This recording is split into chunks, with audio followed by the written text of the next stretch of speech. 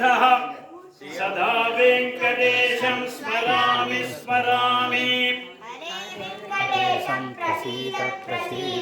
प्रियं वेङ्कटेश प्रसीद प्रयच्छ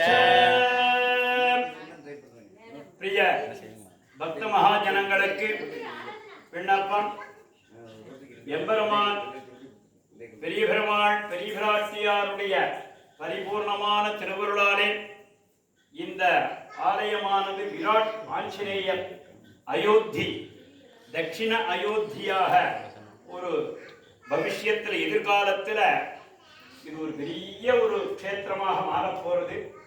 அதற்கான ஒரு விசேஷமான காரியக்கிரமங்கள் எல்லாம் இங்கே எம்பெருமான் கிருபையினால நடந்து கொண்டிருக்கிறது.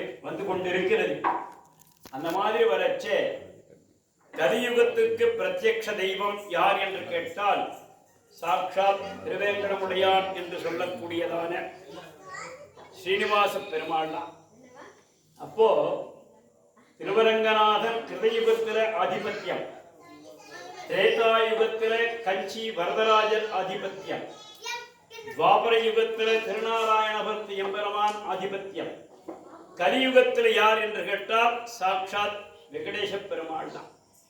அந்த மாதிரி வரச்சே அவர் இந்த க்ஷேத்திரத்திலேயே ஒரு 20 கிலோமீட்டர் 30 கிலோமீட்டர் வரையும் திருவேங்கடமுடையான் சன்னதியே கிடையாது. எங்க ஒரு குணசீலம்ன்ற இடத்துக்கு தான் போகணும்.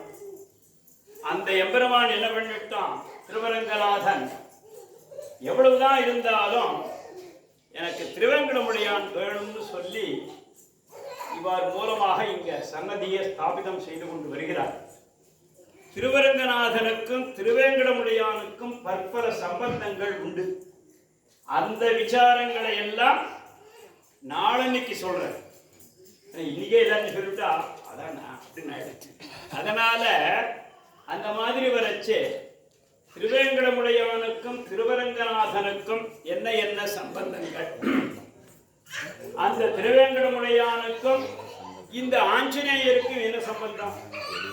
அனுமான் மாத்திரம்தானே இருக்கணும்.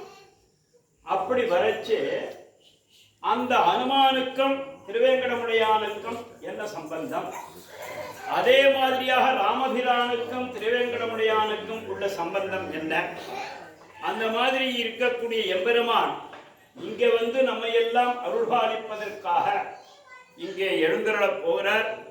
அவருடைய சத்திய பிரதிஷ்டா காரியக்கிரமம்னு பேர். இதற்கு பேர் பிராண பிரதிஷ்டா என்பது பின்னாடி நடக்க போகிறது.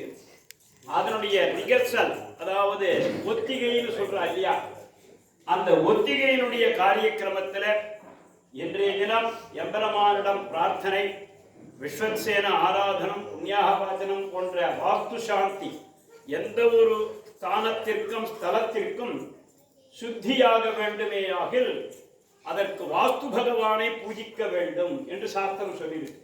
அனர்ச்சிதே வாஸ்து தேவே கிருதம் கர்ம ஆசுரம் பவேத்து சொல்லியிருக்கு. எந்த ஒரு இடத்திற்கு சாதாரண வீடு கட்டினா கூட அங்க வந்து ஒரு வாஸ்து பூஜையை பண்ணுங்க அப்படின்னு சொல்றான். ஏன்னா அந்த பிரபஞ்சம் முழுவதற்கும் அதிபதியாக இருக்கக்கூடியவன் வாஸ்து புருஷன். அவனுடைய பூஜை தான் இப்பொழுது நடந்தது. அவனை பற்றியதான இந்த சாந்தி ஹோமங்கள் பண்ணி அதைத்தான் இந்த தென்னை மட்டையில இங்கே நாம் சுத்தி இழுத்துட்டு வந்தோம். அக்னி விசேஷமாக இதனுடைய ஸ்வரூபம் இப்பவே உங்களுக்கு எல்லாம் புரிஞ்சிருக்கலாம். எந்த இடத்துல எம்பெருமான் வரப்போறானோ அந்த சுத்தியர்த்தமாக அங்கே நீளமான ஒரு இதுல அக்னியை கொளுத்தி சுத்தி வரணும்னு இருக்கு. அந்த மாதிரி சுத்தி வந்தவன் யார்? முதல்ல ஹனுமான் தான். எங்க? லங்கையில. அவ்வளவுதான். லங்கையில நாளைக்கு ராமபிரான் வரப்போறான். அதற்கு ஒரு சுத்தி பண்ணணும்னு சொல்லிட்டு நீளமான வால்ல அதுகள் என்ன பண்ணி நினைச்சிட்டு இருந்தது, வேற விதமா நினைச்சிட்டு இருந்தது. ஆனால் ஹனுமானுடைய திருவுள்ளம் ராமபிரான் வருவதற்கு முன்பாக ஸ்தல சுத்தி செய்துவிட வேண்டும். ஏன்னா சாட்சாத் பகவான் இல்லையா? ஆகையினால அந்த ஸ்தல சுத்தியர்த்தமாக அங்கே வால்ல அது நெருப்பை சுத்தி லங்கையை பூரா சுத்தப்படுத்திட்டு வந்துட்டான். அப்பவே அதுல இருக்கக்கூடிய ராட்சசான் எல்லாம் அங்க ஓடிப்படுத்திடலாம். அப்பவே பாதி போயிடுது, அந்த பயத்திலேயே பாதி போயிடுது. அந்த மாதிரி இந்த வெண்கடுகள்லாம் கழிச்சதுனால இங்க இருக்கக்கூடிய துர்பிக்ஷங்கள் எல்லாம் வெளியில போய் சாட்சாத் திருவேங்கடமுடையான் வரப்போறான். அவன் திருவரங்கநாதனுடைய அம்சபூதமாக இருக்க போறான். நம்மை எல்லாம் அனுகிரகிக்க போகிறான் என்பதற்கான ஒரு ரிகர்சலான உற்சவம் தான் இந்த வாஸ்து புருஷனுடைய ஒரு சாந்தி ஹோமம். அதே மாதிரி இன்றைய காரியக்கிரமங்கள் கோட்டி பிரசாத விநியோகத்துடன் பூர்த்தியாகிறது. நாளை காலை 8 மணி முதல் அங்கே கும்ப பிரதிஷ்டையானதும் தசவாயு ஞாச ஹோமங்கள், பஞ்சசூக்த ஹோமங்கள், தத்துவநியாச ஹோமங்கள் எல்லாம் அங்கே துவார பூஜையுடன் ஆரம்பிக்கப்பட்டு கும்பம், மண்டலம், பிம்பம், அக்னி போன்றதான சதுஸ்தான பூஜைகளோடு நாளை காலை காரியக்கிரமங்கள் பூர்த்தியாகும். மாலை 4 மணி முதல் விசேஷமான 108 கலச மகாபிஷேகம், முதல் அபிஷேகம் நாளைக்கு ஆரம்பிக்கப்பட போகிறது.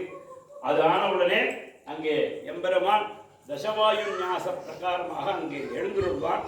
அதில் திரிபந்தம் தான் நடைபெறும். பிராண பிரதிஷ்டாதி அட்டபந்தனங்கள் எல்லாம் பின்னாடி நடைபெற போகிறது.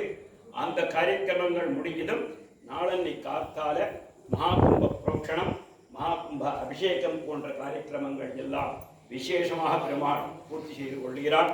பக்தர்கள் இன்னும் நாளைக்கு சனிக்கிழமை ஆகையினால எல்லாரும் அதிக சங்கையில் வந்திருந்து, திருவேங்கடமுடையானுக்கும் சனிக்கிழமை உண்டு, ஹனுமானுக்கும் சனிக்கிழமை உண்டு.